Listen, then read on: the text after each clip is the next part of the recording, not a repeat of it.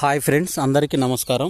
ఈ వీడియోలో తెలంగాణ డిఎస్సి 2024కు సంబంధించి తెలుగు పాఠ్యపుస్తకాల్లో భాగంగా 10వ తరగతి తెలుగు పాఠ్యాంశంలో ఉన్న పాఠాలను చూస్తున్నాము. దానిలో భాగంగా 10వ పాఠ్యభాగం గోలకొండ పట్టణం అనే ఈ పాఠ్యభాగాన్ని రాసింది ఆదిరాజు వీరభద్రరావు. ఇతన్ని హైదరాబాద్ అంబేద్కర్ అని అంటారు. ఆదిరాజు వీరభద్రరావు మనకు ఇక్కడ స్వాతంత్ర దినోత్సవం సందర్భంగా ఈ గోల్కొండ పట్టణంలో తెలంగాణ రాష్ట్ర తొలి ముఖ్యమంత్రి అయిన కె చంద్రశేఖరరావు గారు ఈ గోల్కొండ పట్టణంలో మువ్వన్నెల పతాకాన్ని ఎగరవేస్తున్న చిత్రం ఇక్కడిచ్చారు.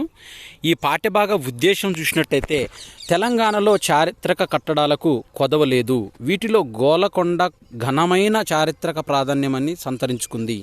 ఈ పట్టణం యొక్క ప్రాశస్త్యము, నాటి కోటల నిర్మాణము, మంచినీటి వసతుల కల్పన, అద్భుత సాంకేతిక నిర్మాణాలు, పట్టణంలో జరిగిన ప్రపంచ స్థాయి వర్తక వ్యాపారాలు, ఆహారపు అలవాట్లు, కోటలో జరిగిన కార్యకలాపాలు, స్థాపించిన పరిశ్రమలు, గోలకొండ పట్టణ ప్రాముఖ్యతతో పాటు 1940ల నాటి తెలంగాణ వచన రచనా శైలిని తెలపటమే ఈ పాఠ్యభాగం యొక్క ముఖ్య ఉద్దేశము.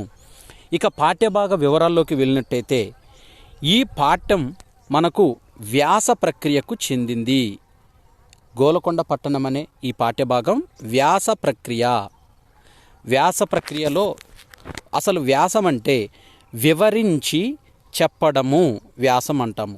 చరిత్రను తెలిపే వ్యాసాన్ని చారిత్రక వ్యాసం అని అంటారు. తెలంగాణ ప్రాంతంలోని కోటల నిర్మాణ వైభవాన్ని, విశిష్టతను తెలుపుతూ రాసిన ఈ వ్యాసమే ఈ గోలకొండ పట్టణము ఆదిరాజు వీరభద్రరావు రచించారు. ఈ వ్యాసము ఆదిరాజు వీరభద్రరావు రాసిన మన తెలంగాణము అనే వ్యాస సంపుటి, అంటే ఆదిరాజు వీరభద్రరావు రాసిన మొత్తం వ్యాసాలని ఒక పుస్తకంగా తీసుకొచ్చారు. వీటిని మన తెలంగాణము అనే వ్యాస సంపుటిలో నుంచి మన గోల్కొండ పట్టణం అనే పాఠ్యభాగాన్ని స్వీకరించారు. ఇక ఆదిరాజు వీరభద్రరావు కవి పరిచయం చూసినట్టయితే ఆదిరాజు వీరభద్రరావు గారు నవంబర్ 16, 1890లో జన్మించారు. సెప్టెంబర్ 28, 1973లో మరణించారు. ఇతను చరిత్ర సాహిత్య పరిశోధకుడిగా ప్రఖ్యాతిగాంచిన ఆదిరాజు వీరభద్రరావు ఇతనిది ఖమ్మం జిల్లాలోని మదిర తాలూకాలో జన్మించాడు. హైదరాబాదులో స్థిర నివాసం ఏర్పరచుకున్నాడు. చరిత్ర రచనల కళలో ప్రామాణిక స్థాయిని అందుకున్న ఈయన ప్రాచీనాంధ్ర నగరములు, లలిత కథావళి, రత్నప్రభ, జీవిత చరితావళి, జీవిత చరిత్రలు, నవ్వుల పువ్వులు, మిఠాయి చెట్టు, షీతాబ్ ఖాన్ అనే రచనలు చేశాడు. ఇతని రచనలు మనం మళ్ళీ ఒకసారి చూద్దాం. ఇక్కడ ప్రాచీనాంధ్ర నగరములు, లలిత కథావళి, రత్నప్రభ, జీవిత చరితావళి, జీవిత చరిత్రలు, నవ్వుల పువ్వులు, మిఠాయి చెట్టు, షీతాబ్ ఖాన్ అనే రచనలు చేశారు. సంగ్రహాంధ్ర విజ్ఞాన కోశంలో 50 వ్యాసాలు రాశారు. హైదరాబాద్ రేడియోలో తొలి ప్రసంగం చేసిన వాడిగా చరిత్రకెక్కాడు. మనకు రేడియో ప్రసంగాలు అనేవి జరుగుతూ ఉంటాయి. ఈ విధంగా హైదరాబాదు రేడియోలో తొలి ప్రసంగం చేసిన వ్యక్తిగా ఆదిరాజు వీరభద్రరావు చరిత్రకెక్కాడు. గ్రీకు పురాణ కథలు ఇంకా మరెన్నో వ్యాసాలు అముద్రితంగా ఉన్నాయి, అంటే పబ్లిష్ కాలేదు ఇవి. చాదర్ఘాట్ హై స్కూల్లో హైదరాబాదులో ప్రధాన తెలుగు పండితుడిగా పనిచేశాడు. ఇతను లక్ష్మణరాయ పరిశోధక మండలి అనే ఒక లైబ్రరీ కార్యదర్శిగా వ్యవహరించారు. తన పాండిత్యము, పరిశోధనలతో తెలంగాణ భీష్ముడిగా ఆదిరాజు వీరభద్రరావును చెప్పుకుంటారు. ఇక పాఠ్యభాగ ప్రవేశికను చూసినట్టయితే ఏ జాతికైనా ఏ ప్రాంతానికైనా తమ చరిత్రను మరిచిపోవడం అంత దురదృష్టకరం మరొకటి ఉండదు. తెలంగాణలోనే ఎంతో విశిష్టత సంతరించుకున్న గోలకొండ పట్టణ వైభవాన్ని, అద్భుత నిర్మాణాలను వర్ణించడానికి మాటలు చాలవు. చిరస్మరణీయమైన ఈ కట్టడంలోని సాంకేతిక నైపుణ్యం ఎందరో చరిత్రకారులు అభివర్ణించే ప్రయత్నం చేశారు. ఈ గోలకొండ పట్టణ వైభవాన్ని కళ్ళతో చూడవలసిందే కానీ మాటలతో చెప్పడం సాధ్యం కాదు. ఆదిరాజు వీరభద్రరావు ఆ ప్రయత్నం చేశారు. ఆయన మాటల్లోనే గోలకొండ పట్టణ విశేషాలను, ఆనాటి పరిస్థితులను ఈ పాఠం చదివి తెలుసుకోండి. ప్రత్యక్షంగా చూసిన అనుభవాన్ని పొందండి. ఆదిరాజు వీరభద్రరావు తెలంగాణ భీష్ముడు, ఇతను ఈ పాఠ్యభాగాన్ని రచించాడు. ఇప్పుడు పాఠ్యభాగంలోకి వెళ్దాం. పట్టణం అనగా గోల్కొండ పట్టణమనియే దక్షిణ పదమున ప్రసిద్ధి. గోలకొండ దుర్గమనగా ఒక కోట కాదు, 3 కోటలు. ఈ 3 కోటలు ఒకదాని చుట్టొకటి మరి ఒకటి కట్టబడినవి. మొదటి 2వ కోటల ప్రాకారముల మధ్యలోనే గోలకొండ పట్టణము ముఖ్య భాగము వెలసి ఉంది. దుర్గమునకు సుమారు 7 మైళ్ళ కైవారము, 87 బురుజులు, 8 దర్వాజాలు ఉండెను. సుమారు 4 మైళ్ళ వైశాల్యం అనేది ఉంది. గోలకొండ పట్టణ నిర్మాణ పథకమునకు కర్త ఆజం ఖాన్ అనే ఇంజనీరు. గోలకొండ పట్టణ నిర్మాణ పథకమునకు ప్లాన్ గీసిన ఇంజనీర్ ఎవరంటే ఆజం ఖాన్ అని తెలియచున్నది. ఇతడే పట్టణముని యొక్క రూపురేఖలను దిద్దినవాడు. పట్టణమును పెక్కు భాగములుగా విభజించిరి. ఆ భాగములను మొహల్లాలు అనుచుండిరి. ఈ మొహల్లాలు పేరు తెలుపు రికార్డులు లేవు, వివరముగా బాగుగా తెలియదు. అయినను హక్షీకమాన్, దిఖాబాగ్, కటోరాహావుజు, మీర్జుమ్లా మొహల్లా, మాదన్న మొహల్లా అనే పేర్లు కొన్ని తెలియచున్నవి. మీర్జుమ్లా, మాదన్న నివసించు మందిరాలుండే ఆ ప్రాంతంలోకే వారి పేర్లు ఉంచబడినవి. అంటే మీర్జుమ్లా మొహల్లా, మాదన్న మొహల్లా. గోలకొండ పట్టణంలో ఏనుగులు, ఒంటెలు, గుర్రాలు అధిక సంఖ్యలో నుండి పట్టణంలో సందడిగా సంచరించుచుండెను. కావున వీధులు విశాలమై ఉండినవని మనకు గ్రహించవలను. రాజభవనాలు పడమటి దిశ యందుండెను. తూర్పు, దక్షిణ, ఉత్తర ప్రాంతములందు ప్రజా సమూహమును నివసించుచుండెను. ఉత్తర ప్రాంతము మాత్రము అధిక జనసమర్థమును కలిగి ఉండెను. గోలకొండ పట్టణమునకు పెంపు సొంపులు కలిగించుటో మొదటి వాడగు కులీ కుతుబ్ షా, 4వ వాడు ఇబ్రహీం కుతుబ్ షా 1550 నుంచి 80 మధ్య పరిపాలించాడు. 5వ వాడైన మహమ్మద్ కులీ కుతుబ్ షా, 7వ వాడగు అబ్దుల్లా కులీ కుతుబ్ షా చాలా శ్రద్ధ వహించారు. ఇక ఇబ్రహీం కుతుబ్ షా సర్దార్లను భాగ్యవంతులను కోట లోపల మేడలు కట్టవలసినది ఆజ్ఞాపించాడు. ఈ విధంగా పట్టణము అలంకారంగా భూయిష్టంగాను ఉండును. అందరూ ఉత్సాహంతో పాటుపడిరి. కచేరీ భవనములు, ఉద్యోగస్తుల భవనములు, దేవాలయములు, మసీదులు, ధర్మశాలలు, భిక్షాగృహములు, రమ్యోద్యానములు, పాఠశాలలు, స్నానమందిరములున్నవి నిర్మితులయ్యను. ఇబ్రహీం కుతుబ్ షా 12 భిక్షాగృహములు నిర్మించెను. ఈ 12 ఇమాములకు అంకితం చేయబడెను. నగీనాబాగ్ ఒక అందాల కుప్పయగు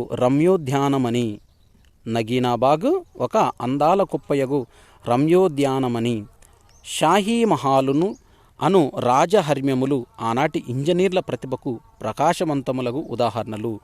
దిల్ కుషా భవనము మనోహరమైన మందిరము.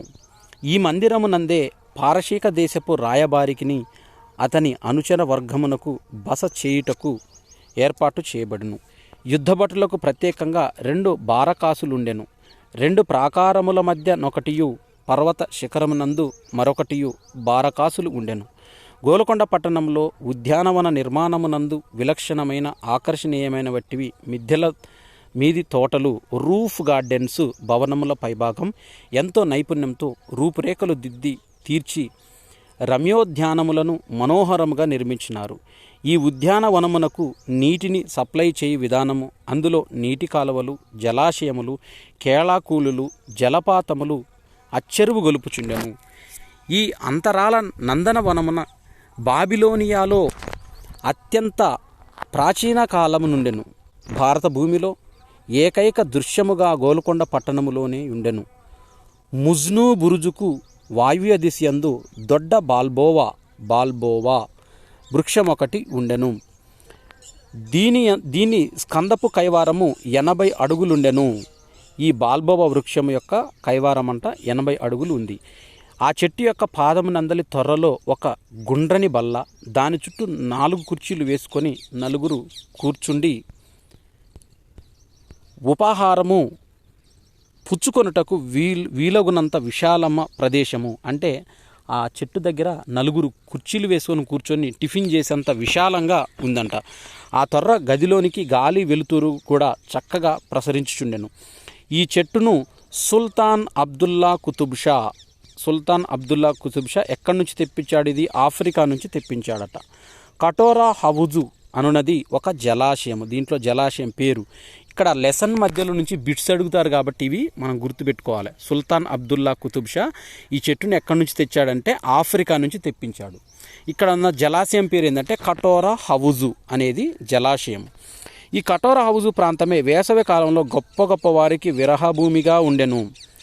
హైదరాబాదు నగరము నిర్మాణమై క్రమాభివృద్ధి చెందుతుండగానే గోల్కొండ ప్రాధాన్యము కూడా తగ్గుతూ ఉండెను. అందుచేత గోల్కొండలో వర్తకులు, సర్దారుడు, సామాన్య జనము గోల్కొండను వదిలి హైదరాబాదులో నివసింపసాగిరి. హైదరాబాదులో దొరికిన రికార్డును బట్టి ఒక చరిత్రకారుడు ఊహించి గోల్కొండ పట్టణంలో రమారమి 40,000 ఇండ్లు ఉండినని, 2 లక్షల ప్రజలు నివసించుండిరని లెక్క తేల్చినాడు. ఈ ప్రజల సౌకర్యార్థము మహమ్మద్ కులీ కుతుబ్ షా 78 లక్షల హోనులను, వారి కరెన్సీ పేరు హోనులు, ఈ 78 లక్షల హోనులను వెచ్చించాడు. పట్టణములో జనమునకు పానీయ జలము లభించుటకు మంచి ఏర్పాటు చేయబడిను. దుర్గమున కొంత దూరములో ఎత్తు ప్రదేశమున దుర్గ తటాకమును నిర్మించెను. ఆ దుర్గ తటాకము నుండి భూమి లోపల నుండి మట్టి గొట్టముల ద్వారా నీటిని ప్రవహింపజేసి కటోరా హౌజును నింపుచుండిరి. కటోరా హౌజు నుండి నీరు మట్టి గొట్టముల ద్వారా పట్టణములోని పలు ప్రాంతములకు సప్లై అగుచుండెను. నీటిని నిల్వ చేయుటకు పెక్కు హౌజులు నిర్మితములయ్యను. కొన్ని హౌజులు జనానా వారికి నియమితులుగా ఉండెను.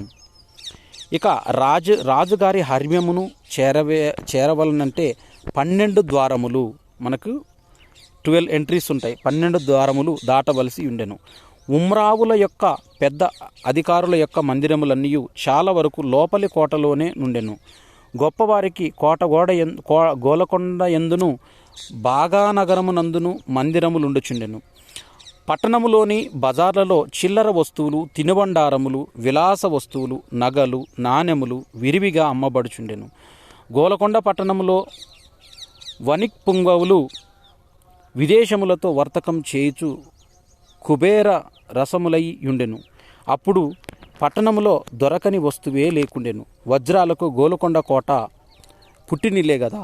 భారత భూమి నలుమూలల నుండి వర్తకము సాగుచుండెను. విదేశముల నుండి వచ్చేటి సరుకులు మచిలీపట్టణము, మన ఆంధ్రప్రదేశ్లోని మచిలీపట్టణము, దాన్ని వెనకటి రోజుల్లో బందరు అని పిలిచేవారు. మచిలీపట్నం నుంచి నేరుగా గోలకొండకు వచ్చుచుండెను. విదేశీ వ్యాపారం చేయవారిలో డచ్చీ వారు, డెన్మార్క్ వారిని డచ్చీ వారు అంటాము. ఐరోపా దేశంలోని డెన్మార్క్ అనే ప్రదేశాన్ని డచ్చీ వారు అంటారు. ప్రధానులుగా ఉండేది. ఈ వర్తకమునకు గోలకొండ పట్టణము కేంద్రంగా నుండి తెలంగాణమునంతటకు ప్రాకుచుండెను. ఇబ్రహీం కుతుబ్ షా కాలంలో తెలంగాణ ఈజిప్టు వలె ప్రపంచపు అంగడిగా నుండెను. తుర్కిస్తాన్, అరేబియా, పారశీకము మొదలైన దేశాల నుండి వర్తకులు వచ్చుచుండిరి. కౌశల్యముగా శిల్పులు, చిత్రకారులు ఉండిరి. పట్టణములోనికి సరుకునంతయు బంజారా దర్వాజా ద్వారానే వచ్చుచుండెను. బంజారా అన్నబడు లంబాడీలు ధాన్యము, ఉప్పు మొదలగునవి తెచ్చుచుండే ప్రవేశ ద్వారమునకు బంజారా దర్వాజా అనే పేరు వచ్చింది. అంటే ఈ పట్టణంలోకి సరుకును తీసుకొచ్చే ద్వారం పేరు బంజారా దర్వాజా. బంజారా దర్వాజా నుంచే ఈ గిరిజనులు, లంబాడీలు వీరు ఉప్పు మొదలగు సరుకులను బంజారా దర్వాజా ద్వారా తీసుకొచ్చారు కాబట్టి దానికి ఆ బంజారా దర్వాజా అనే పేరును పెట్టారు. ఇక్కడ బియ్యము, జొన్నలు, గోధుమలు, మనకు బియ్యము, జొన్నలు, గోధుమలు, చందనము, సీసము, తగరము, కస్తూరి, చైనా పట్టుగుడ్డలు, కర్పూరము, గాజు సామానులు, సువాసన ద్రవ్యములు మొదలగునవి దిగుమతి అంటే ఇంపోర్ట్ చేసుకున్నారు. కొన్ని వస్తువులు ధరలు వివరించుకొనుచున్నాను. ఇక్కడ ఈ దిగుమతి అయ్యే వస్తువులు ఎంతకు దిగుమతి అంటే ఖచ్చితంగా కొనుక్కోవాలి. కాబట్టి వాటిని ఎంతెంతకు కొనేవారు అంటే గోధుమలు ఒక పుట్టెడు అంటే దాదాపు 8 బస్తాల విలువ. ఈ పుట్టెడుకు 4 హోనులు ఇచ్చి కొనుక్కునేవారు. ఒక పుట్టెడు బియ్యంకు 1.5 హోనులు చెల్లించేవారు. ఒక పుట్టెడు మిరియాలను 25 హోనులు ఇచ్చి కొనేవారు. పుట్టెడు చందనపు చెక్కకి 12 హోనులు, పుట్టెడు సీసానికి 12 హోనులు, పుట్టెడు తగరానికి 80 హోనులు, 40 షేర్ల మనుమునకు లవంగాలు 10 హోనులు, 10 షేర్ల మనుమునకు వెన్నకు 10 పనములు చెల్లించేవారు. అదేవిధంగా పట్టు నూలు ఒక మనుముకు 40 హోనులు, కస్తూరి ఒక షేరుకు 12 హోనులు, పచ్చకర్పూరం ఒక షేరుకు 20 హోనులు, ఎద్దు ఒక్కదానికి 2 హోనులు, మేక ఒక్కదాని 2 పనములు, కోళ్ళు 60కి 1 హోను, గుడ్లు 80కి 1 ఫనము అనేది చెల్లించి దిగుమతి చేసుకునేవారు. ఇక్కడ మనకు 300 సంవత్సరాల కిందట ధరలుండెను. వాటిల్లో హోను అనేది ఒక బంగారు నాణెము. దీంట్లో మనకు బిట్ అడిగే అవకాశం ఉంది. హోను అంటే బంగారు నాణెము. దీనికి పెగోడా అని పేరు. హోను అంటే దీనికి 2 పేర్లు ఉన్నాయి. హోను అంటే ఒక బంగారు నాణెము, దీని హోను పెగోడా అని పేరు. ఒక్కొక్క హోనుకు 4 రూపాయల విలువ కలిగి ఉండును. ఫనము అంటే హోనులో 16వ భాగము 1/16. పెగోడాలో అర్ధ పావు పెగోడాలు కూడా ఉండెను. ఇవిగాక పైసలు, గవ్వలు క్రయ విక్రయాదులందు ప్రచారంలో నుండెను. పైఠాన్ వస్త్రాలు, బందరు కలంకారీ చీరలు ఎక్కువగా అమ్ముడు పోవుచుండెను. రంగుల కర్మాగారము డచ్చి వారు నడుపుచుండరి. పరిశ్రమ ఇనుము పరిశ్రమ సాగుచుండెను. ఈ ఇనుము కర్మాగారమునందే ఆయుధములు, ఫిరంగులు నిర్మించుచుండిరి. కూరగాయలు, మాంసము అమ్ము దుకాణములుండెను. కానీ అవి అంత పెద్దవి కావు. కోట వెలుపల పెద్ద మార్కెట్లుండెను. గోలకొండ పట్టణములోనికి రాకపోకల విషయంలో చాలా జాగ్రత్త వహించుచుండిరి. కొత్తవారు వచ్చినచో వానికి ప్రవేశము చాలా దుర్లభము. వానికి దారోగా ఎద్దు నుండి అనుమతి పత్రమైన ఉండవలను, లేదా రాజోద్యోగులలో ఎవ్వని పరిచయమైన ఉండవలను. కొత్తవాడు రాగానే వాని వద్ద ఉప్పు కానీ పొగాకు కానీ ఉన్నవేమో ఒళ్ళు బట్టలు బాగా తడిమి చెక్ చేస్తారు. ఈ 2 వస్తువుల వల్ల రాజుగారికి ఎక్కువ రెవెన్యూ వసూలగుచుండే చేత వానిని ఒక్కొక్కసారి 2-3 రోజుల వరకు ప్రవేశం లభించకపోవచ్చు. అనుమతినిచ్చు దారోగా లేడనియో మరేవేవో సాకులు కల్పించి ద్వారరక్షకులు వారి నుండి లాభము పొందుటకు చూసేవారు. గోల్కొండ పట్టణంలో గొప్ప అధికారులు కూడా వర్తకం చేయుచుండేరి. మిర్జుమ్లా అను మంత్రి కొన్ని వజ్రపు గనులను సొంతదారుడైన వజ్రాల వ్యాపారమును మిగుల ధనమును గడించుచుండెను. అతని వద్ద 20 మనుగుల తూకములు గల వజ్రాలుండెను. అక్కన్న సేనాని కొన్ని ఓడలకు సొంతదారుడు ఓడల వ్యాపారం చేయుచుండెను. ఇక గోలకొండ పాదుషాలలో ఇబ్రహీం కుతుబ్ షా విద్యాప్రియుడు. ఇతని ఆస్థానంలో కవులు, పండితులు హిందువులలో మహమ్మదీయులలో ఉండిరి. విద్యాగోష్ఠి సాగుచుండెను. పాదుషా వారు పండితులను బాగా సన్మానించుచుండిరి. ఇబ్రహీం కుతుబ్ షా చాలా కాలము విజయనగరం నందు రాజాధారణం పెరిగిన వాడగుటచే ఆంధ్ర భాష మాధుర్యము గురొలినవాడు. ఆంధ్ర భాష యందు అభిమానము కలిగి ఆంధ్ర కవులను సత్కరించుచుండెను. అద్దంకి గంగాధరుడు అనే ఒక కవి, ఇక్కడ అద్దంకి గంగాధరుడు అనే కవి తపతీ సంవరణోపాఖ్యానం అనే కావ్యాన్ని రచించి ఇబ్రహీం కుతుబ్ షా అనే పాదుషాకు అంకితం ఇచ్చినాడు. ఇబ్రహీం పాదుషా మహబూబ్ నగర్ జిల్లాలో నివసించుచుండిన ఆసూరి మరిగంటి సింగారాచార్య మహాకవికి మత్త గంధేబ సితఛత్ర ముత్తమాశ్వ హటకంబార చతురంతయాన యగ్రహారములను ఇచ్చి సత్కరించాడు. ఇతనికి మరిగంటి సింగరాచార్యుడు అనే మహాకవికి మత్త గంధేబ సితఛత్ర ముత్తమాశ్వ హాటకాంబర చతురంతయాన అగ్రహారములను ఇచ్చి సత్కరించాడు. సుల్తాన్ ఇబ్రహీం పాదుషా సేనానియగు అమీర్ ఖాన్ మొట్టమొదటి అచ్చతెనుగు కబ్బమగు యయాతి చరిత్రను కృతిభర్త అయి ఆ కావ్యము రచించిన పొన్నగంటి తెలగనార్యుని సత్కరించాడు. పొన్నగంటి తెలగనార్యుడు రాసిన కావ్యం పేరు యయాతి చరిత్ర. ఇది అమీన్ ఖానుకు అంకితం ఇచ్చాడు. ఇబ్రహీం కుతుబ్ షా యొక్క సేనానియగు అమీన్ ఖానుకు పొన్నగంటి తెలగన యయాతి చరిత్ర రాసి అంకితం ఇచ్చాడు.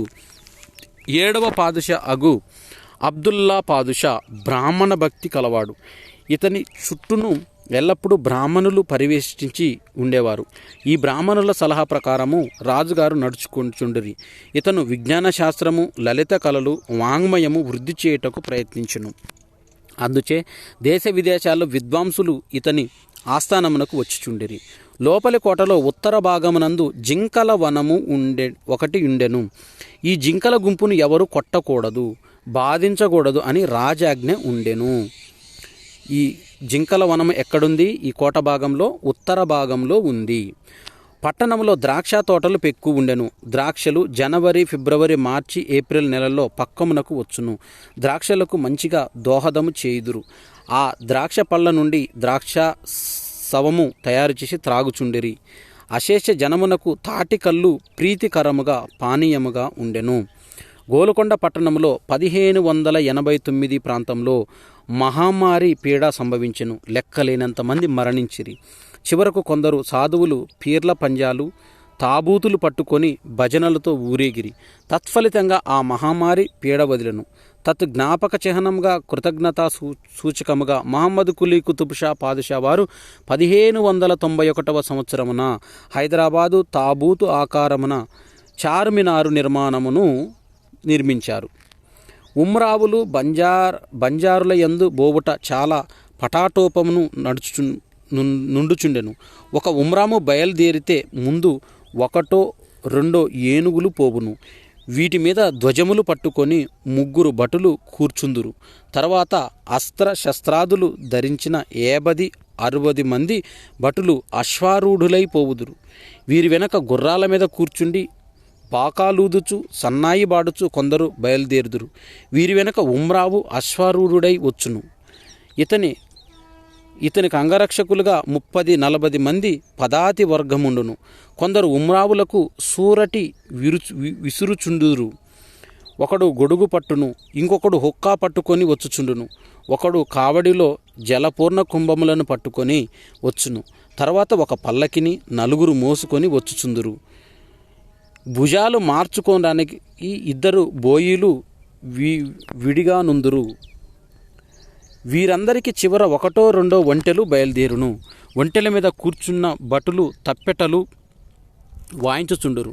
నవాబు గారికి ఇష్టమైనప్పుడు గుర్రము దిగి పల్లకిలో పరుండెదరు. పల్లకిలో వెండిపోత పూయబడి ఉండును. పల్లకి దండెలకు వెండి పొన్నులుండును. పల్లకిలో పరుండినప్పుడు ఉమ్రావు చేతిలో పుష్పగుచ్చమును పట్టుకుని ఉండును. తాంబూల చర్వణము చేయుచుడు హుక్కా పీల్చునో కనపడుచుండును. గోల్కొండ పట్టణంలో నేరస్తులను శిక్షించే విధానము మిగుల కఠినంగా ఉండెను. వారిని జైల్లో పెట్టు పద్ధతి లేకుండెను. వెంటనే విచారణ చేయుటకు దోషి అయిన చో శిక్షించుటయు నిర్దోషి అయితతో విడిచిపెట్టుటయు జరుగుచుండెను. గోల్కొండ పట్టణంలో జనాభా ఒత్తిడి అధికమయ్యను. నీటి వసతి కూడా చాలదయ్యను. అందుచే పాదుషాలు గొప్పవారు కొందరు వర్తకులు హైదరాబాదులో నివసింపసాగిరి. అయినను ముఖ్యమైన ప్రభుత్వ కార్యాలయములు, ధనాగారము, సేనా సిబ్బంది గోల్కొండ పట్టణంలో ఉండెను. యుద్ధభీతి కలిగినప్పుడు రాజులు, రాణులు మొదలగు వారు గోల్కొండ దుర్గములో తలదాచుకొనుచుండిరి. గోల్కొండ నుండి హైదరాబాదు రాజధానిగా ఎప్పుడు మార్చబడిందో సరిగా తెలియదు. కానీ 16వ శతాబ్దము చివరినిది జరిగి ఉండవచ్చునని చరిత్రకారులు ఊహించుచున్నారు. గోల్కొండ పట్టణంలో పురుషులు, స్త్రీలు సరి సమానమైన అవయవ స్ఫూర్తి కలిగి ఉండేవారు. మనోజ్ఞమైన ముఖ విలాసములతో ఒప్పుచుండిరి. ఉమ్రావులు, సేనానులు గంభీర సుందరాకారం కలిగి ఉండి ఆకర్షణీయముగా నుండిరి. ఉమ్రావులు మితిలేని భాగ్యమంతులు. రాజు మొదలుకొని బేద వరకు ఆటపాటలతో వినోదించుచు భోగలాలసులై ఉండేరి. 250 సంవత్సరములకు సకల సంపద్వైభవములతో విరాజిల్లి ప్రపంచమున మిరుమిట్లు గొలిపిన గోలుకొండ పట్టణమును 1687వ సంవత్సరంలో ఔరంగజేబు చక్రవర్తి మోసముగా జయించి సర్వనాశనము గావించెను. అంతటితో గోలుకొండ పట్టణపు అందచందములు వైభవములు టీవీ పరిసమాప్తి చెందెను. ఇది గోలుకొండ పట్టణము అనే పాఠ్యభాగం. తెలంగాణ భీష్ముడైన ఆదిరాజు వీరభద్రరావు రచించిన గోలుకొండ పట్టణం అనే పాఠ్యాంశము. ఇక్కడ పాఠ్యభాగానికి సంబంధించిన మనకు టెక్స్ట్ బుక్ బిట్స్ అనేవి ఇప్పుడు చూద్దాము. దీంట్లో ఇక్కడ భాషాంశాలు. ఈ గోలుకొండ పట్టణము ఆదిరాజు వీరభద్రరావు రచించిన ఈ పాఠ్యాంశంలోని భాషాంశాలను చూసినట్టయితే మొదట మనకు కొన్ని సొంత వాక్యాలు ఇచ్చారు. పుట్టినిల్లు అనే ఈ పదానికి సొంత వాక్యం వరంగల్లు నగరము కాకతీయ చారిత్ర వైభవానికి పుట్టినిల్లు. పాటుపడడం, ప్రతి వ్యక్తి తన జీవితాన్ని సుఖంగా సాగించడానికి పాటుపడడం తప్పదు. పీడ వదలడం, దేశం బాగుపడాలంటే అవినీతి పీడ వదలడం అతి ముఖ్యం. తలదాచుకోవడం, తుఫానుకు ఇల్లు కూలడంతో రామయ్యకు తాను పిల్లలు తలదాచుకోవడం ఎలాగో తెలియడం లేదు. తలదాచుకోవడం అంటే సీక్రెట్గా ఉండడము. ఇక్కడ పదాలు పటాటోపం అంటే డాబు దర్పము అని అర్థము. పటా ప్లస్ ఆటోపం దాన్ని విడదీస్తే వస్త్రముల యొక్క ఆడంబరం అనే అర్థం వస్తుంది.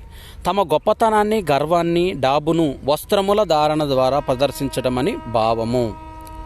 తర్వాత అగ్రహారం, బ్రాహ్మణులు నివసించడానికి కట్టబడిన గ్రామమునే అగ్రహారం అంటారు.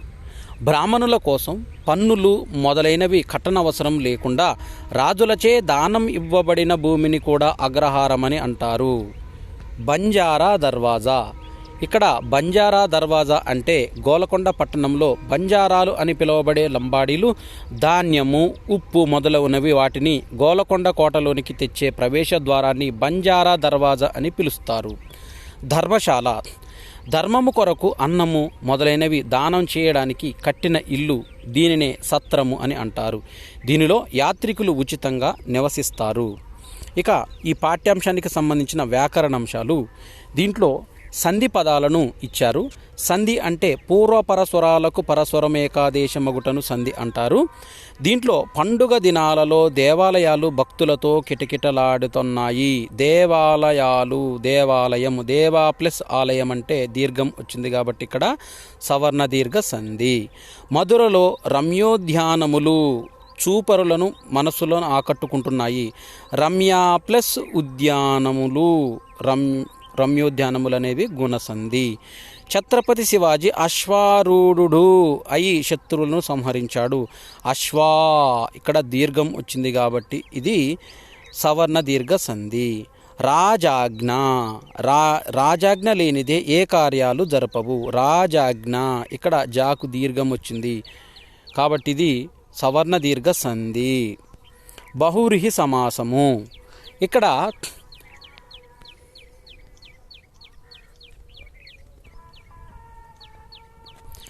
బహువ్రీహి సమాసం. ఈ కింది సమాసాలను వాటి విగ్రహాలను పరిశీలించండి. ఆజానుబాహుడు, జానువుల వరకు బాహువులు కలవాడు. జానువులు అంటే మనకి మోకాళ్ళ వరకు చేతులు ఇట్లా అందితే వారిని ఆజానుబాహులు అంటారు. ముక్కంటి అంటే 3 కన్నులు కలవాడు అంటే శివుడు. గరుడ వాహనుడు, గరుడు వాహనము కలవాడంటే విష్ణుమూర్తి. చతుర్ముఖుడు 4 ముఖాలు కలిగిన వాడు ఎవరంటే బ్రహ్మ. పద్మాక్షి, పద్మం వంటి కన్నులు కలది స్త్రీ. ఇక్కడ పై పదాలలో మొదటి పదానికి కానీ రెండవ పదానికి కానీ ప్రాధాన్యం లేదు. 2 పదాలు మరో పదం యొక్క అర్థాన్ని స్ఫురింపజేస్తున్నాయి. ఇలా మరో పదం యొక్క అర్థానికి ప్రాధాన్యం ఉన్న సమాసాన్ని ఏమంటామంటే బహువ్రీహి సమాసం అంటారు. దీనిలో ఉదాహరణ చూసినట్టయితే చక్రపాణి అనే సమాస పదము చక్రము అనే పదానికి ప్రాధాన్యం లేదు. కానీ పాణి అంటే చేయి అనే పదానికి ప్రాధాన్యం లేదు. చక్రము పానియందు కలిగిన వారు ఎవరంటే విష్ణుమూర్తి, దీనికి ప్రాధాన్యం ఉంది. ఇట్లా సమాసంలోని పదాల ద్వారా వచ్చే మరో పదము యొక్క అర్థానికి ప్రాధాన్యం ఉన్నది కాబట్టి ఇది బహువ్రీహి సమాసము. అన్య పదార్థ ప్రాధాన్యం ఉన్నది బహువ్రీహి సమాసం అని మనకు అర్థం. ఇక్కడ మనకు కొన్ని విగ్రహ వాక్యాలు, వాటికి సమాసాలను ఇచ్చాడు. బ్రాహ్మణ భక్తి, బ్రాహ్మణుల యందు భక్తి, అందున్ అంటే సప్తమి తత్పురుష సమాసం. యయాతి చరిత్ర, యయాతి యొక్క కినుకుని యొక్క లోన్ లోపల షష్ఠి తత్పురుష సమాసం. నీలవేణి, నీలమైన వేణి, ఇది బహువ్రీహి సమాసము. పుష్పగుచ్ఛము, పుష్పముల యొక్క కినుకుని యొక్క లోన్ లోపల అనేది షష్ఠి తత్పురుష సమాసం. గోలకొండ పట్టణము, గోలకొండ అనే పేరు గల పట్టణము. ఈ పట్టణానికి పూర్వపదంగా గోలకొండ అనే పేరుంది కాబట్టి పూర్వపదము ఏది? సంభావన పూర్వపద కర్మధారయ సమాసము. గరళకంఠుడు, గరళము కంఠమున గలవాడు, ఇది బహువ్రీహి సమాసము. సుందరములైన, సుందరాకారములు, సుందరములైన ఆకారములు, ఆకారములు ఏ విధంగా ఉన్నాయి? సుందరంగా ఉన్నాయి. వీటి విశేషణము పూర్వపదంలో ఉంది కాబట్టి ఇది విశేషణ పూర్వపద కర్మధారయ సమాసము. దయాంతరంగుడు, దయతో కూడిన అంతరంగం కలవాడు, ఇది బహువ్రీహి సమాసము. అందచందములు, అందమును చందమును రెండు కాబట్టి ఇది ద్వంద్వ సమాసము. ఇక్కడ వాక్యాలను వ్యవహార భాషలోకి మార్చాలి. పట్టణము అలంకారముగా నుండుటకు అందరూ ఉత్సాహముతో పాటుపడిరి. పట్టణము అలంకారంగా ఉండడానికి అందరూ ఉత్సాహంతో పాటుపడ్డారని వ్యవహార భాషలోకి మార్చాలి. ఈ మందిరమునందే పారశీకపు రాయబారికి అతని అనుచర వర్గమును బస ఏర్పాటు చేశారు. ఇప్పుడు ఇక్కడ ఇచ్చిన ఈ పదము గ్రాంధిక భాషలో ఉంది. ఇది గ్రాంధిక భాష. దీన్ని వ్యవహార భాషలోకి మార్చాలి. ఈ మందిరములోనే పారశీక రాయబారికి అతడి అనుచర వర్గానికి బస చేయడానికి ఏర్పాటు చేశారు వ్యవహార భాషలో. నీటి కాలువలు, జలాశయములు, జలపాతములు అచ్చెరువు గొలుపుచుండెను. నీటి కాలువలు, దీన్ని వ్యవహార భాషలో నీటి కాలువలు, జలాశయాలు, జలపాతాలు ఆశ్చర్యం కలిగిస్తున్నాయి. పెద్ద అధికారుల యొక్క మందిరములన్నీ లోపలి కోటలో నుండుచుండెను. దీన్ని వ్యవహార భాషలోకి రాస్తే పెద్ద అధికారుల మందిరాలన్నీ లోపలి కోటలో ఉన్నాయి. వజ్రములకు గోలకొండ పుట్టినిల్లే కదా.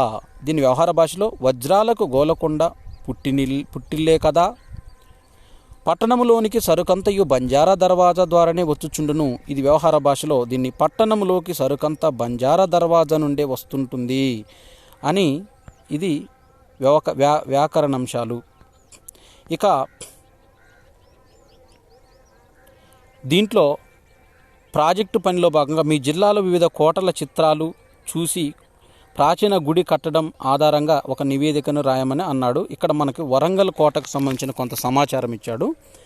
దీంట్లో వరంగల్ అనేది మనకి బిట్ ఎక్కడి నుంచి అడుగుతుందో తెలియదు కాబట్టి ఇది కూడా చూద్దాం. వరంగల్ అనేది క్రీస్తు శకం 12 నుంచి 14 శతాబ్దాలలో పరిపాలించిన కాకతీయ రాజ్యానికి వరంగల్ రాజధాని. కాకతీయులు నిర్మించిన ఎన్నో కట్టడాలు, పర్యాటక ప్రాంతాలు ఈ జిల్లాలో ఉన్నాయి. వరంగల్ కోట, 1000 స్తంభాల గుడి, రామప్ప దేవాలయం, పాకాల చెరువు, లక్నవరం సరస్సు మొదలైనవి వీటిలో కొన్ని.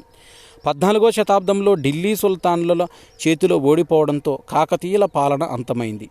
తర్వాత ముసునూరి నాయకులు, రేచర్ల నాయకులు, బహుమనీ సుల్తాన్లు, దక్కను సుల్తాన్ల పాలనలోకి వచ్చింది. మొఘలు చక్రవర్తి ఔరంగజేబు 1687 సంవత్సరంలో మొఘలు చక్రవర్తి ఔరంగజేబు 1687లో గోల్కొండను ఆక్రమించినప్పుడు మొఘలు సామ్రాజ్యంలో భాగమైంది. 1724లో హైదరాబాద్ రాజ్యం ఏర్పడినప్పుడు వరంగల్ ఆ రాజ్యంలో భాగమైంది. 1948లో భారతదేశంలో కలిసిపోయింది. 1956లో ఆంధ్రప్రదేశ్లో ఉంది. 2014లో తెలంగాణ రాష్ట్రంలో భాగమైంది. ఇక్కడ మనకు పాఠ్యభాగం చివరిలో కొంత సమాచారము మనకిచ్చాడు. ఇక్కడ గోల్కొండ కోటను బండరాళ్లతో కట్టారు. గోల్కొండ కైవారము 4 మైళ్ళను మించి ఉంటుంది. దీనికి 8 బురుజులున్నవి. ఈ బురుజులన్నీ శతఘ్నుల స్థావరములు. మొఘలు సైన్యము సర్వశక్తియుక్తులను కూడదీసుకొని 9 నెలలు శ్రమించి ఒక్క బురుజును మాత్రమే కూల్చగలిగిరి. అయితే ఆ బురుజు స్థానమున ఒక రాత్రిలో మరొక బురుజు కుతుబ్ షాహీ సైనికాధికారులు కట్టగలిగిరి. గోల్కొండ కోటలో కొండ శిఖరమున బాలహిస్సారు అనే రాజమందిరము ప్రసాదం ఉంది. దానికి పోవు మార్గమునకు కోట ప్రాకారమునకు అమర్చిన ద్వారము కడ ఒక రాతి గుండున్నది. ఆ రాతిపై నిలిచి చప్పట్లు కొట్టిన ఆ శబ్దం బాలహిస్సార్లోని స్పష్టంగా వినిపించును. అంటే రాజు ఉన్న మందిరం పేరు బాలహిస్సారు. అట్లు ప్రతిధ్వనించు ఏర్పాటు నిర్మాణంలోనే కల్పించిరి. ఇవన్నీ మానవుని ప్రజ్ఞ వలన నెలకొన్న అమర్పులు. దీనికి మూలము కేవి భూపాలరావు రాసిన మహామంత్రి మాదన్న కథలో నుండి ఈ సమాచారాన్ని తీసుకొని మన కోసం ఇక్కడ పొందుపరిచారు. ఇక ఈ గోలకొండ పట్టణము ఆదిరాజు వీరభద్ర రాసిన ఈ పాఠ్యాంశంలో చివరన ఒక సూక్తి అనేది ఇచ్చారు మనకి. ఈ సూక్తి చూసినట్టయితే, చరిత్ర స్వదేశాభిమానాన్ని నేర్పే చక్కనైన సాధనం అని ఈ సూక్తి ఇచ్చారు. ఇది 10వ పాఠ్యాంశమైన గోలకొండ పట్టణంకు సంబంధించిన పూర్తి సమాచారము. ఈ వీడియో నచ్చినట్టయితే లైక్ చేయండి, షేర్ చేయండి, కామెంట్ చేయండి. నా ఛానల్ సబ్స్క్రైబ్ చేసుకోవడం ద్వారా నేను చేసే వీడియోస్ అన్నీ మీకు నోటిఫికేషన్ రూపంలో వెలువడతాయి. తర్వాత వీడియోలో మనకు తర్వాత పాఠ్యాంశమైన దీంట్లో మనకు ఒక జానపద కళారూపము ఒగ్గు కథ అనేది ఉంది. ఈ ఒగ్గు కథను చూసుకున్న తర్వాత వీడియోని ఎండ్ చేద్దాము. దీంట్లో మనకు జానపద కళారూపం అనేది ఉంది. ఒకటి ఒగ్గు కథ. ఇది మళ్ళీ సపరేట్ అయితే మన తర్వాత వేరే లెసన్లో కలిసిపోద్ది, అటు ఇటు కాకుండా ఇది. అందుకే దీన్ని చేద్దాము. జానపద కళారూపము ఒగ్గు కథ. ఒగ్గు కథ అనేది దీనికి సంబంధించిన సమాచారము. తెలంగాణలో పుట్టి ఇక్కడే పెరిగిన అపురూప జానపద కళారూపము ఒగ్గు కథ. ఆయా కళారూపాలలో ఉపయోగించే ఒక వాయిద్యాన్ని ఆ కళకు శీర్షగా పెట్టడము అరుదు. ఆ లక్షణము ఒగ్గు కథకు ఉన్నది. ఒగ్గు అంటే శివుని చేతిలో డమరుకం అని అర్థం. ఈ పదం కేవలము తెలంగాణ ప్రాంతంలోనే నివసిస్తుంది. ఇది అచ్చమైన దేశీ పదం. ఒగ్గు కథల్ని తెలంగాణ ప్రాంతంలోని గొల్ల కుర్మలు తమ కులపురాణంగా భావిస్తారు. కుర్మలు కథలను ఎక్కువగా ప్రచారం చేశారు. తరువాత కాలంలో ఇతర కులాల వాళ్ళు కూడా ఈ కళారూపాన్ని నేర్చుకొని ప్రచారం చేశారు. బీరప్ప, మల్లయ్య కథలు మొదటి నుంచి ఉన్నాయి. ఆ తర్వాత ఇతర కథలు పుట్టుకొచ్చాయి. ఒగ్గు కళారూపం చూస్తుంటే ఒక నాటకం చూసిన అనుభూతి అనేది మనకు కలుగుతుంది.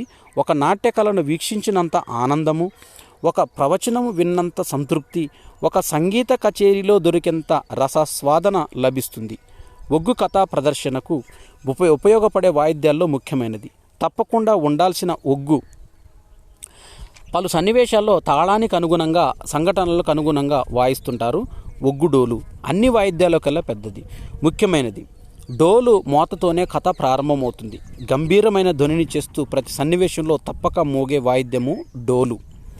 కథాగమనములో కొన్ని సన్నివేశాల్లో ఉద్రేకం కలిగించడానికి డోలుని మెల్లో వేసుకొని నృత్యం చేస్తారు. పళ్లతో బిగించి పట్టుకొని తాండవం చేస్తారు. గుండ్రంగా ఆవేశంతో తిరుగుతారు. వీపుకు తగిలించుకొని విన్యాసంగా వాయిస్తారు. తాళాలు అరచేతికి రెండింతలు పెద్దగా ఉండి ప్రతి రాగానికి లయని అందిస్తూ శ్రావ్యంగా మోగే వాయిద్యం. వీటికి తోడుగా చిన్న తాళాలను కూడా ఉపయోగిస్తారు. కాళ్లకు గజ్జెలు, భుజంపై రుమాలు, చేతిలో చిన్న కర్రను కథానడకకు ఉపయోగించుకుంటారు. ఇతివృత్తం దగ్గర నుంచి కథనం వరకు ప్రత్యేకమైన శైలిలో నిర్మాణం పొందిన ప్రక్రియే ఒగ్గు కథ. ఈ కథను ఉపన్యాస ధోరణిలో లేదా నాటక రూపంలోనూ, సంగీత రూపకంలోనో లేదా పద్యాల రూపంలోనో చెప్పడము ఆయా కళారూపాల స్వభావం. ఇన్ని విభాగాలను తనలో పలికించడం ఒగ్గు కథ ప్రత్యేకత. ఒక ప్రధాన కథకుడు, ఒక సహాయకుడు, ముగ్గురు వంతగాళ్ళు ఉంటే చాలు ఒగ్గు కథ అలవోకగా సాగిపోతుంది. ఒగ్గు కథ నాటక ప్రక్రియ కాదు. ఒగ్గు కథ అనేది నాటక ప్రక్రియ కాదు. అయినా నాటక సన్నివేశాలు అనేకం ఉన్నాయి. సాంప్రదాయ వేషధారణే కానీ పాత్రోచిత వేషధారణ ఉండదు. కథకులు కథను చెబుతూ వెంటనే తమకు తాము పాత్రలుగా మలుచుకుంటారు. గాంభీర్య ప్రదర్శనలో, లాలిత్య పోషణలో ఇతర నాటక కళాకారులకు ఏమాత్రం తక్కువ కాకుండా నటిస్తారు. ముఖ కవలికలు, కదపడంలో చేతులతో నాటక ముద్రల్ని ప్రదర్శిస్తారు. ఒగ్గు కథ నిర్మాణంలో శబ్దం పాత్ర కీలకమైనది. సంభాషణలు, ధ్వన్యానుకరణలు, రాగాలు అన్ని శబ్దంపైనే ఆధారపడి ప్రవర్తిల్లుతాయి. సంభాషణలు స్త్రీ పురుష పాత్రలకు అనుగుణంగా మలుచుకుంటారు. కొన్ని స్త్రీ పాత్రలు ఏడ్చే సందర్భంలో కళాకారులు కూడా ఏడుస్తారు, శ్రోతల్ని ఏడిపిస్తారు. కొన్ని చోట్ల ధ్వన్యానుకరణ కూడా చేస్తుంటారు. గొర్రెలాగా అరవడం, గొర్రెల కాపర్లు చేసే విచిత్రమైన ధ్వనిని అనుకరిస్తూ శ్రోతల్ని నవ్విస్తూ ఉంటారు. ఒగ్గు కళాకారులు ఆసురచన నైపుణ్యం కూడా కలిగి ఉంటారు. యతి ప్రాసలు తప్పకుండా మాత్రా ఛందస్సులో కథా సందర్భానికి తగిన విధంగా పాటలు అల్లుతారు. మూల కథకు ఏమాత్రం భంగం కలగకుండా వీటిని జొప్పిస్తారు. ప్రార్థనా గీతంలో మొదట గంగని తలవడం ప్రత్యేకమైనది. దేశీయత ఉట్టిపడేటట్టుగా గంగ గొప్పతనాన్ని చెప్పడము. తర్వాత జనాల్ని మంత్రముగ్ధుల్ని చేసే రాగాలాపన, విస్మయం కలిగించే ఆహార్యము, పొడుపు కథలు, జాతీయాలు, సామెతలు, అన్యదేశాలు కథలో సహజంగా ప్రవర్తిల్లుతాయి. మిద్దెరాములు, చుక్క సత్తయ్య లాంటి ఒగ్గు కళాకారులను ప్రపంచపు జానపద కళా యవనికపైన ఒగ్గు కథారూపాన్ని స్థిరంగా నిలిపారు. ఈ కళారూపాన్ని భావితరాలకు అందిద్దామని నమస్తే తెలంగాణ సౌజన్యంతో ఈ ఒగ్గు కథ కళారూపం గురించి మనకు, జానపద కళారూపమైన ఒగ్గు కథ గురించి మనకు ఈ పాఠ్యభాగంలో అందించారు. ఇక తర్వాత వీడియోలో 11వ పాఠ్యాంశమైన భిక్ష అనే పాఠ్యాంశాన్ని మనము చూద్దాము. Thanks for watching.